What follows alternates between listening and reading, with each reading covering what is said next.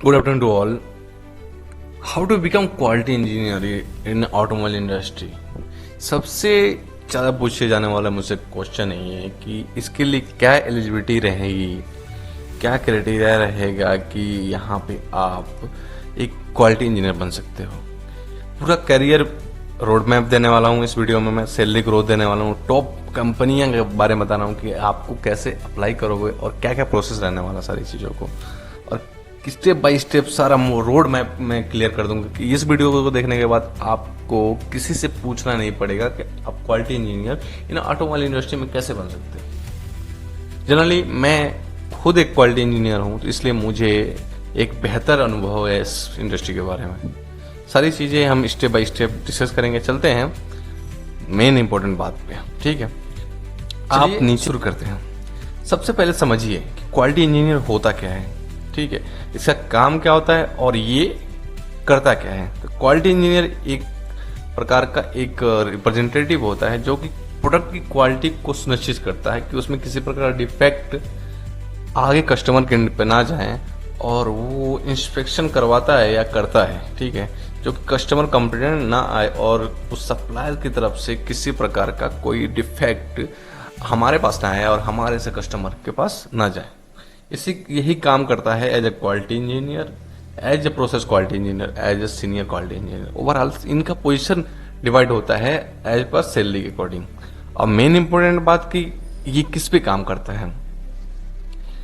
पीपैप पे काम करता है, एपीक्यू पे काम करता है, एफएमईए पे काम करता है, एसपीसी पे काम करता है और रूट कॉज एनालिसिस पे काम करता है। कई लोगों को ये समझ नहीं आ रहा होगा कि ये आखिर चीजें है क्या। तो घबराने की बात नहीं है, इतनी बड़ी हेल्दी चीजें नहीं है ओवरऑल। और जो जिनको ये सारी चीजें पता है उनके लिए है हलवा है, ठीक है। तो ये सारे टूल होते हैं, जैसे पीपैप, एपीक्यूपी, कोई भी आप इंस्ट्रूमेंट चलाते हो उसमें एक टूल यूज होता है। उसी प्रकार का इसमें ये टूल है किसी चीजों को बनाने के लिए, किसी चीज को स्टेबिलिटी करने के लिए। सपोज एसपीसी हम क्यों करते हैं, क्योंकि प्रोडक्ट में इफिशिएंसी अप डाउन होती है प्रोबेबिलिटी के अकॉर्डिंग, ठीक है। इसके लिए एसपीसी करते हैं। स्टैटिकल प्रोसेस कंट्रोल, जब प्रोसेस का वेरिएशन किसी प्रकार का ना है, इसके लिए एसपीसी करते हैं, ठीक है।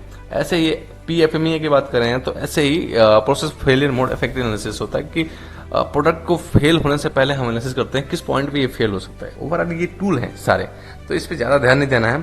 अब चलते हैं कि आपको कैसे यहाँ पे आप एक क्वालिटी इंजीनियर बन सकते हो, ठीक है।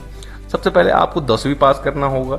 10वीं के बाद यदि डिप्लोमा कर लेते हो तो अच्छी बात है, नहीं तो 12वीं के बाद आपको बीटेक का मौका मिलता है, जो कि मैकेनिकल इंजीनियर या ऑटोमोबाइल इंजीनियर या प्रोडक्शन इंजीनियर में आप यहाँ पे बीटेक कर सकते हो या डिप्लोमा कर सकते हो।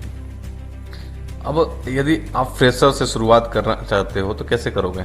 आपको क्या होगा, किसी छोटे ऑर्गेनाइजेशन में या किसी बड़े ऑर्गेनाइजेशन में as quality in process engineer के पोस्ट पे रखा जाता है कि वहाँ पे आपको छोटे छोटे इंस्ट्रूमेंट कहते हैं, जैसे वर्नियर हो गया, माइक्रोमीटर हो गए, हाइट गेज होंगे, सारे इंस्ट्रूमेंट की नॉलेज दी जाती है कैसे कैसे चलाना है। जैसे आपको यहाँ पे देखोगे सबसे पहले इंजीनियरिंग ड्राइंग, जो उसमें ड्राइंग होती है उसमें जीडीएनटी सिंबल होते हैं, उसके अकॉर्डिंग सारी चीज़ें आपको डिवाइड करके बताई जाती हैं। वर्नियर कैसे चलाना है, माइक्रोमीटर कैसे चलाना है, हाइट गेज कैसे चलाना है और डायल गेज कैसे चलाना है।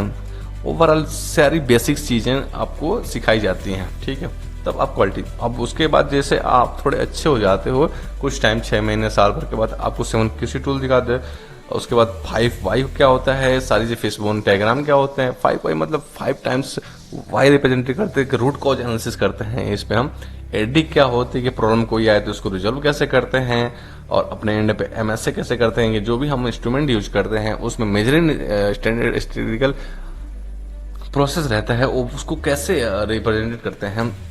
देखें, कंट्रोल प्लान आपका नाम सुना होगा आपने, ITF 16949 का नाम सुना होगा, जो किसी भी ऑटोमोबाइल इंडस्ट्री के लिए बहुत बड़ा सर्टिफिकेट होता है कि कैसे एक क्वालिटी इंजीनियर प्रोवाइड कराता है। एक्सेल की नॉलेज होनी चाहिए आपको।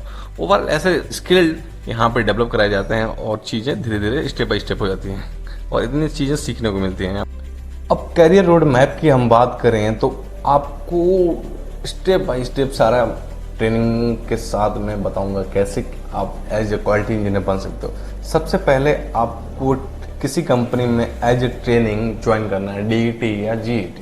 उसके बाद कुछ समय बाद आपको साल 6 महीने बाद आपको कंपनी प्रमोशन देती है जूनियर क्वालिटी इंजीनियर के पोस्ट पे। जैसे आप जूनियर क्वालिटी इंजीनियर की पोस्ट पे जाते हो, उसके बाद नेक्स्ट स्टेप होता है हमारा क्वालिटी इंजीनियर, जो कि 2 से 4 साल एक्सपीरियंस होने के बाद होता है। उसके बाद सीनियर क्वालिटी इंजीनियर आप बनते हो, उसके बाद असिस्टेंट मैनेजर बनते हो, उसके बाद मैनेजर बनते हो और क्वालिटी हेड बनते हो। ओवरऑल इन सबको लीड करने वाला बंदा एक होता है जो कि क्वालिटी हेड होता है, और इसकी सैलरी भी अच्छी खासी होती है। अब सैलरी समझ लेते हैं। सैलरी फ्रेशर में यदि आप ट्रेनिंग बेस पे ज्वाइन करते हो तो 2.5 लाख से 5 लाख पर ईयर सैलरी रहने वाली है आपकी। और वहीं 2 से 5 साल यदि आपका हो जाता है एक्सपीरियंस, तो आपको 5 से 8 साल सैलरी रहने वाली है।